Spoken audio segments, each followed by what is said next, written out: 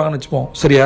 அந்த குழந்தை பிறக்கும் போது அந்த கன்சீவிங் ஸ்டேஜில் நினச்சி பாருங்க, அவங்க ஒய்ஃப் எப்படி இருந்தாங்க, நீங்கள் எப்படி இருந்தீங்க, அதுக்கு முன்னாடி நீங்கள் ஒய்ஃப் பார்த்த பார்வை எப்படி இருந்தது, அவங்க கன்சீவ் ஆன பின்னாடி நீங்கள் பார்த்த பார்வை எப்படி இருக்குது, உங்கள் ஒய்ஃப் மேலே உங்களோட அப்பா அம்மா கன்சீவ் ஆகிறதுக்கு முன்னாடி எப்படி இருந்தாங்க, இப்போ எப்படி இருக்காங்க, நீங்கள் எப்படி இருக்கீங்க, கேரிங் கொடுக்குறீங்களா இல்லையா. சரி, நீங்களே கேரிங் கொடுக்குறீங்க, எக்ஸ்டர்னல் கேரிங்.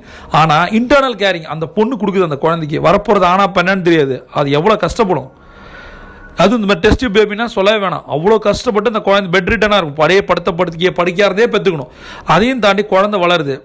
நார்மல் குழந்தைக்கும் ஒரு டெஸ்ட் டியூப் பேபிக்கும் வித்தியாசம் இருக்குது. அதை எப்படி இப்போ நான் சொல்கிறது டெஸ்ட் டியூப் பேபின்னு வச்சுப்போம்.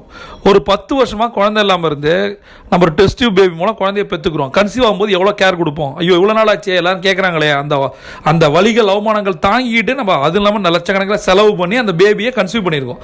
அது வந்து பணம் கொடுத்து பேபி வாங்கியிருக்கோன்னு வச்சுப்போம். அதுக்கு கெமிக்கலு ட்ரக் ஏகப்பட்டது போட்டு அந்த பொண்ணோட உடம்பே போயிடும்.